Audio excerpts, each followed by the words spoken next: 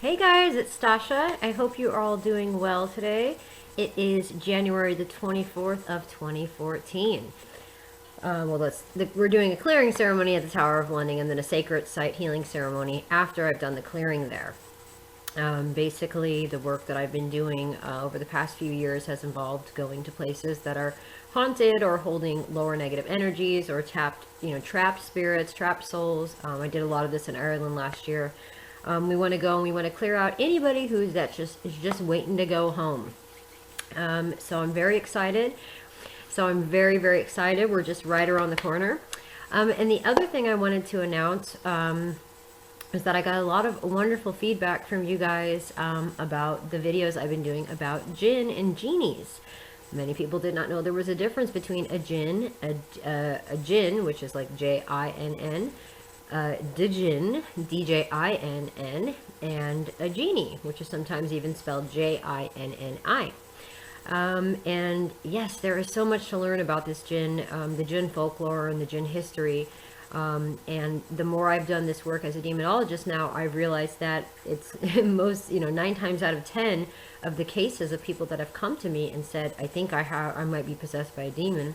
Almost every single time it has been a Djinn spirit. So this is why I'm trying to really educate people on Djinn as much as I possibly can. Because they are the trickster entities that are the hardest to see, the hardest to know where they come from, and the hardest to get rid of. So, on that note, I had put up a video a couple of weeks ago with a guy who is an exorcist, but he is a Muslim, and he works with the Quran, and he does deliverance by using the Quran, which I also have used actually for several people as well. Like I've told everybody before, I'm not a Christian. I'm not only offering Christian deliverance. I am helping people remove entities from their body in any way that we possibly can. So this is why I start with the consultation first by determining who and what it is and how it got there. And then once you know who and what it is and how it got there, you know how to solve it. You can look for the solutions rather than just the problem. So I just wanted to read a comment that one of my dear friends made on the video that I posted on Facebook, and her name is Soraya. So hopefully that's okay that I share this comment, Soraya. I assumed it was, since it was private on my page, but I just wanted to read what you said really quick about Roquia. And some people were asking me what Roquia is, and it's basically the Muslim or Islamic faith term or way of describing deliverance.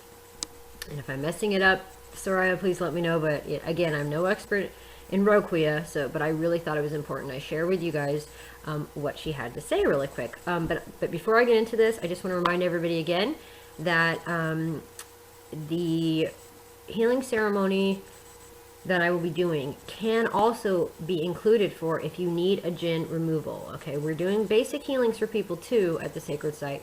But if you believe you need a Djinn or an entity removal, get the healing ceremony pack. So if you really can't afford it and you think you have an attachment, this is the best way to be included in this and have this service done for you at an affordable price. But I just wanted to let people know that don't think because one service is $60 and one is $25 that you're going to be treated any less, or that I will not handle the entity and remove it to the best of my ability. Okay, so I'm going to read this to you guys, and then I'm going to wrap it up and get out of here because I have a lot of videos to do. Okay, let's see here. So what she said was, she saw the video before that I had shared. The power of Roquia, or deliverance, and that's spelled Roquya. Roquia uses many verses of the Quran to get rid of evil, sorcery, etc. One of the verses is the one called Ayat al-Kursi, or the chair, which talks about the throne of God and his power. It is believed by Muslims that if someone recites this verse, angels will come to your house and get rid of any negative entity and protect your house for 40 days. The Roquia procedure is quite easy. Hi, Bruno. You recite a number of Quranic verses, some who cast out demons by the power of God, just like Jesus did, and between each verse you blow or spit a little in a bottle of still water. When it is done, you pour the water from head to your toes. You drink it as well in cases if you are dealing with sorcery. But because it is not allowed to Let the holy water go through the sink or of your shower or on the floor. Muslims get inside a small basin or use a small towel and pour the water in it and pass it on their body. Don't dry yourself, let it dry by itself. When it is over, they throw the water in a garden, grass, or etc. to return it back to Gaia. What I like about this method is that they use the energy of the garden, they use the energy transfer, but there are so many ways to do it, and that is the beauty of it. Some people keep a bottle of it on the side and from time to time use it on their face or drink to get rid of any negative energies. Isn't that amazing? So I really do learn something new every day. I thought that was fantastic. So thank you, Soraya, for that bit of info. I hope that helps anybody who was still asking about Djinn folklore and Djinn connections. I will continue to bring these videos for you and educate everybody about what this work is that I'm doing. There are many people that were scared in the beginning, but they have stuck with it through me for these past 3 months, and they see that A, being a demonologist does not mean that you work with demons because you like them, and B, it does not mean that you are a Christian and that you are a Bible thumper. Not at all. I am still yet to meet an exorcist really that is a Christian. I think there's like one. Because we really have to be on the middle path to do work like this. You have to know both sides in order to help people release from that. You have to have had a dark time in your life to appreciate when you have overcome that.